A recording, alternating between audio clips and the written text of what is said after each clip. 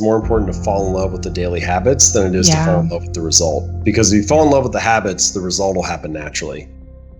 But if you only fall in love with the result, you'll always be finding yourself trying to get motivated or failing to stick with it or so on. So it really is much more about the system than it is about the goal. Have you ever had that moment of your life? There's just that dissonance between who you think you want to be, but then your actions aren't really holding it up. Right. So this is the standard reply or standard suggestion, the more common advice that you might hear, which is fake it till you make it. So you keep telling yourself, I'm being this kind of person, right? I'm a healthy person, but you're not doing it. You're not going to the gym and working out. And so in that case, when it moves that direction from beliefs first to behavior second, what you have is you have a belief, but you don't have evidence for it. And we have a word for beliefs that don't have evidence. We call it delusion, right? Like at some point, your brain doesn't like this mismatch between what I say I'm doing and what I'm actually doing. And so for that reason, I think fake it till you make it can only be a short-term strategy. It can only be something that you use in that moment or that day to motivate you. And instead, I think behavior and beliefs, we can imagine them like a two-way street. And when you start with the belief and try to drive the behavior, you can run into this problem that we're talking about now. But my argument is the best option we have is to start with the behavior and let the belief follow. So behavior first, belief second. And now, if you go and do one push-up, well, no, you didn't transform your body, but you also cannot deny that you're the type of person who doesn't miss workouts in that moment, right? Like you're casting a vote for being that person.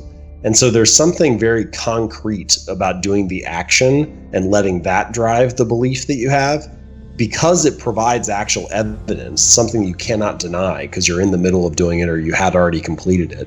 It's much more likely that that belief is going to stick around. Whereas if you're just trying to like affirm it or convince yourself of it, well, as soon as your behavior doesn't match up, you're like, okay, this is really, I know at some level here, I'm lying to myself.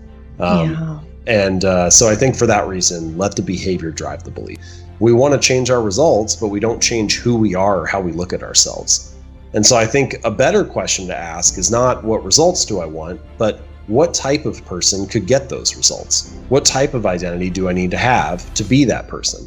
So sure, your resolution or your hope might be to lose 30 pounds in 6 months, but ask yourself, who is the type of person that could lose weight?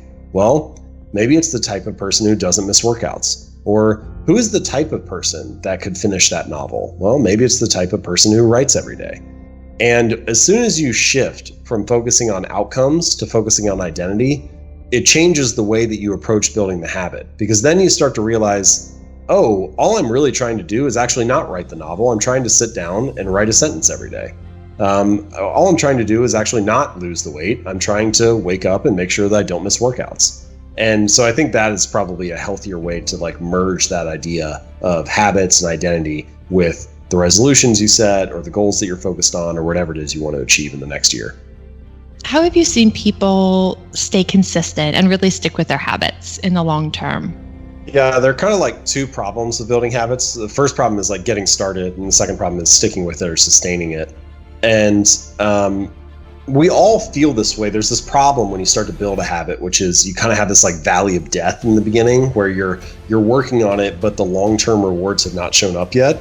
And you hear people say that all the time. They'll say like, I've been running for a month, but I can't see any change in my body. Or I've been, like journaling for 6 months now and I still feel stressed and anxious, or, the result is not there. And this is a hallmark of any compounding process, which is the greatest returns are delayed. And there's this quote from the San Antonio Spurs, their NBA basketball team, who've won 5 championships. And they have this quote hanging in their locker room. And it says something like, whenever I feel like giving up, I think about the stone cutter who takes his hammer and bangs on the stone 100 times without it showing a crack. And then at the 101st blow, it splits in two. And I know that it wasn't the last one that did it, but all came before. And I think that same idea can apply to pretty much any habit, right? It's like, it's not the last sentence that you journaled that leads to calm and reduce stress. It's all the ones that came before. It's not the last workout you did that leads to a fit body. It's all the ones that came before.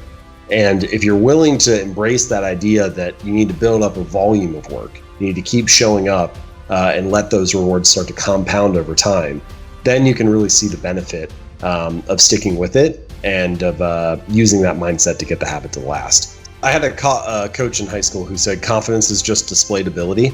And so I think that's very similar to what you just mentioned, and it's like, he was a basketball coach. So it was like, well, if you want to be confident in your ability to make free throws, go out and shoot. And once you make 10 in a row, you'll feel much more confident about it. And so there is a certain element of like the link between doing and thinking, or doing and believing. Your habits are how you embody a particular identity. So, if you make your bed each morning, you embody the identity of someone who's clean and organized. If you study biology every Tuesday night for 20 minutes, you embody the identity of someone who is studious. And so the more that you act in a particular way, it's like the more you reinforce being a certain type of person. And that's kind of the summary that I use, the like short version, is that every action you take is like a vote for the type of person you want to become. And so you can sort of view your habits as casting votes for being a certain type of person, or casting votes for a certain type of identity. And once you start to see it that way, you don't have to, we can continue the voting metaphor, like it doesn't have to be unanimous. You don't have to be perfect. To win any election, you just need a majority of the votes. And so if you're looking to change your identity or to shift it, if you're looking to be a little more confident or reduce self-doubt, to upgrade and expand your confidence and your belief in yourself, then habits are probably the best method we have for that, because by acting it out, by doing it, even if it's just a small way, you cast a vote for being that person and you reinforce that deeper belief.